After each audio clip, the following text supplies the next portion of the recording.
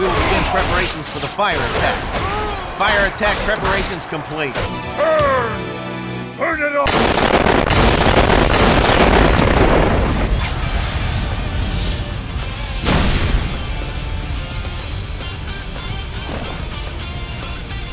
All right, well, let's get started.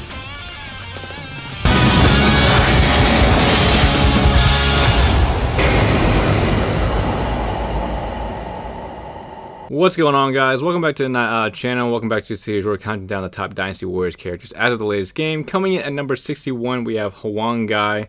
And for those who don't know who Wu Huang Gai is, Wu Huang Gai was a veteran Wu general who served 3 generations of the Wu Kingdom. And we're going to learn all about him and see how he's changed over the past 20 years. Now, before we jump into that and how Wu Huang Gai has changed, take a look at the popularity polls to see why he's down here at number 61. In the first popularity polls, Wu Huang Gai receives 237 votes out of a total of 75,000, putting him at the 76th spot. In the second popularity poll, Wu Huang Gai jumps all the way up to the 27th spot.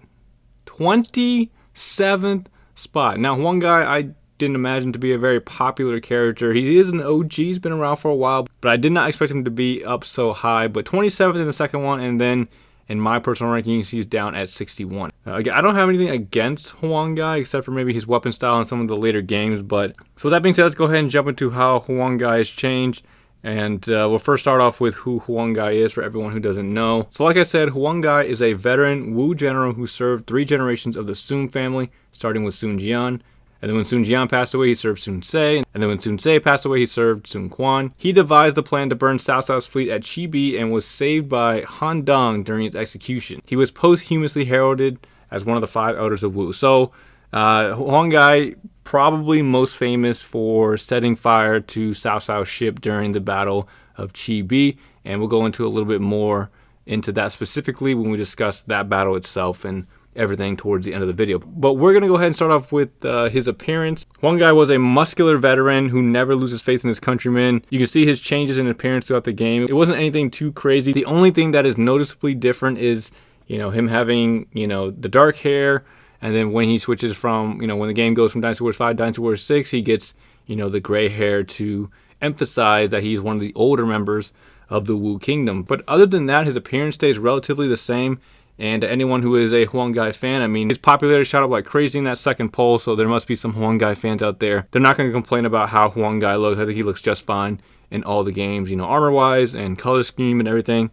I think he looks just fine. All right, now let's talk about his weapon style and how it's changed since his playable debut back in Dynasty Warriors 3. Wu Huang Gai started out with the club and shield, which kind of looks like a short rod. It doesn't look like anything, fancy or anything like that. It's just a small little weapon with his shield on his arm. And that's what he used through Dynasty Warriors 3 to Dynasty Warriors 5. When he hits Dynasty Warriors 6 and 7, he gets handed the club, which is not one of my favorite weapons. We already covered the club with Zhu, who also had the club. And it was, it's not the greatest weapon to play as.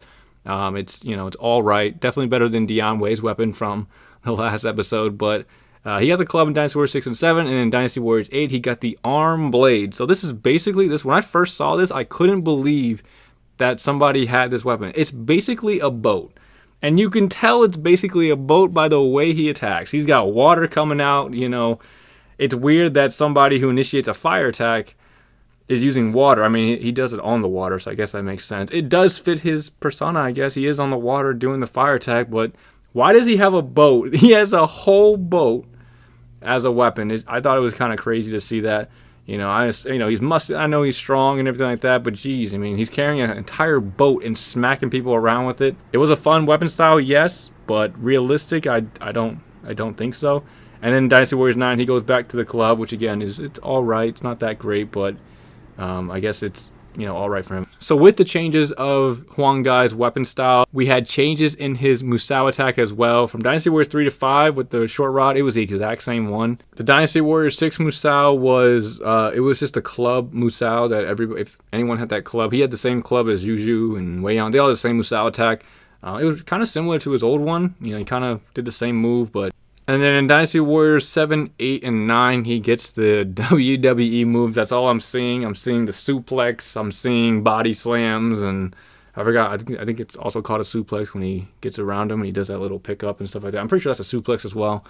But yeah, he gets the WWE moves in Dynasty Warriors 7, 8, and 9. His aerial attacks, his second attack, everything was a grappling WWE style of Musou. But the club and shield, the short rod that he had, best weapon hands down. I had a lot of fun with that weapon. In the earlier games, it was very easy to use. He had an AoE attack with it, and I just used that to get through most of the levels. It was really easy. I got his 4th weapon by doing that. It was enjoyable to play with the short rod and everything like that. I'm not sure where his popularity came from. Maybe the arm blade. People like the the effects that it had, and the flashiness that came with that, because I as soon as I saw it, I was like, who has a boat as a weapon? So, but that's pretty much it for Wu Huang Gai's weapon style. That's how he's changed. Again, I think the short rod was the best weapon for him, and hopefully they go back to that in the next installment for him. And now let's talk about Wu Huang Gai's voice acting. His voice acting overall is pretty good. I don't have anything to complain about. Honestly, the voice acting throughout the entire series sounds relatively the same. Fanatics! Exploiting the people!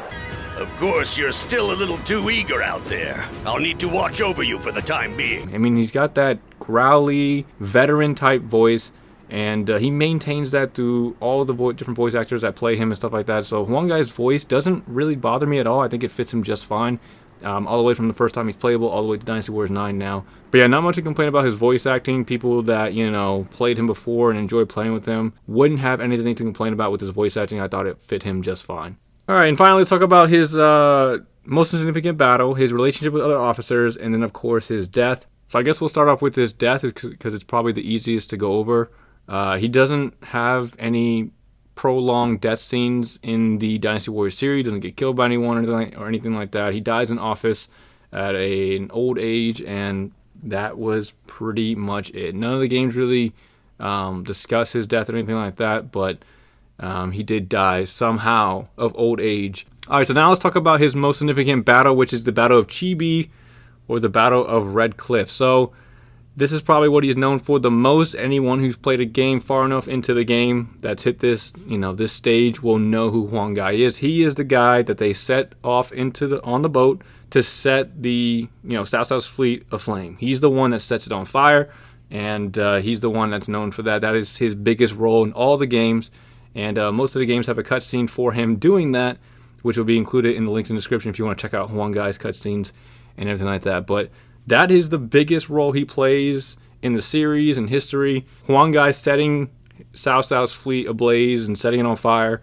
That is what he's known for, and that's what he does in the Battle of ChiBi. Of course, Wu Huang Gai participates in other battles and, displays his skills and, veteranship. He's been with Sun Jian. I mean, he's been there since the beginning, so of course he's got that experience and everything like that. But ChiBi was his star moment. That's when he shined the most, and it's because of that, being on that fire ship to set, again, Cao Cao's fleet ablaze. That is what he's known for. All right, so now let's finish off with his relationship with other officers. And Wu Huang Gai actually has a lot of relationships, and it's mainly with, Sun Jian and his family, and then anyone who also joined in during that time with him. I probably would say he has a close relationship with those people than, some of the people who joined later, like Lu Xun and Zhu Ran and Ding Fan and all of them, which he does have a relationship with them as well, because he has a cutscene with those guys at the end, training the younger guys once he retires and he's not, on the battlefield anymore. But starting off, we have Sun Jian. So Sun Jian was the founder of the Wu Kingdom. He set out a call to arms to go against Zhang Jiao and the Yellow Turban Rebellion. Wu Huang Gai enlisted along with Cheng Pu and Han Dang, who he's very close to, and they all became very close as they, went to war together and fought together and got close and all that stuff, and of course showed their expertise as they continued to progress with each other throughout history. So Wu Huang Gai and Sun Jian very close again, that ruler and vassal relationship. Sun Jian admired Wu Huang Gai for who he was, the experience that he brought, and the discipline that he brought. It was said that Wu Huang Gai was a very disciplinarian person. He respected that among him and entrusted Wu Huang Gai with a lot of responsibilities of overlooking other people, because he trusted Wu Huang Gai to get whatever it was taken care of. Cheng Pu and Han Dang, he has very close relationships with, because they all enlisted into Sun Jian's army around the same time, and they have that close relationship and stuff like that. Cheng Pu was actually seen to be more disciplinarian and more like stern than Wu Huang Gai was, but Wu Huang Gai was still disciplinarian, but he also was very caring from the beginning. He cared about Sun Jian's, family, his children, and, making sure everybody was okay and stuff like that.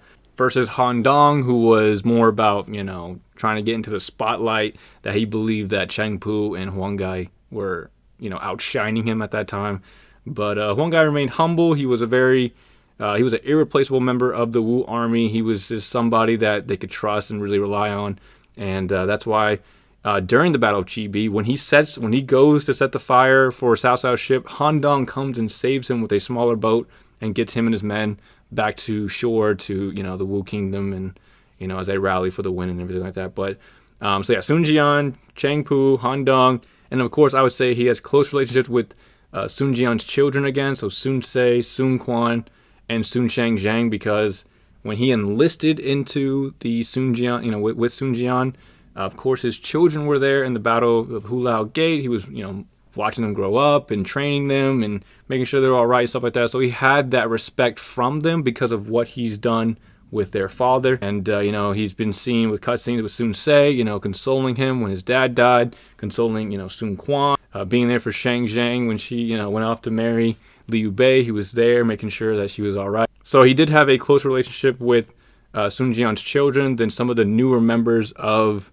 the Wu Kingdom, like Lu Xun again and Ding Feng and, Zhu Shang, everybody that joined a little later after, Sun Ce and then passed away, stuff like that. But yeah, that's pretty much all I have for Huang Gai. Again, muscular veteran. He was a devoted vassal, very loyal, and again, considered to be irreplaceable for the Wu Kingdom and everything like that. With his veteranship, with his experience, he used it to give tips to, other officers and train them. And that's actually what the ending for him in Dynasty Warriors 9 was revolved around. It was kind of weird, though. He was throwing, like, WWE moves off. That's what his moveset kind of revolves around.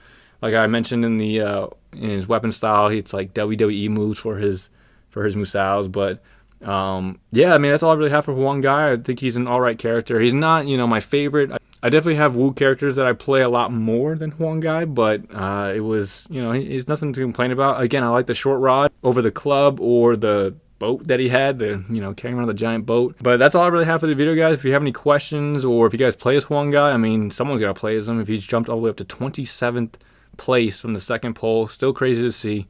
And yeah, if you have any questions, or if you guys play as him, let me know in the comment section. But that's all I have, guys. Hope you guys enjoyed it. If you did, definitely appreciate a like, comment, subscribe, and I'll see you guys in the next video. Thanks for watching, everyone.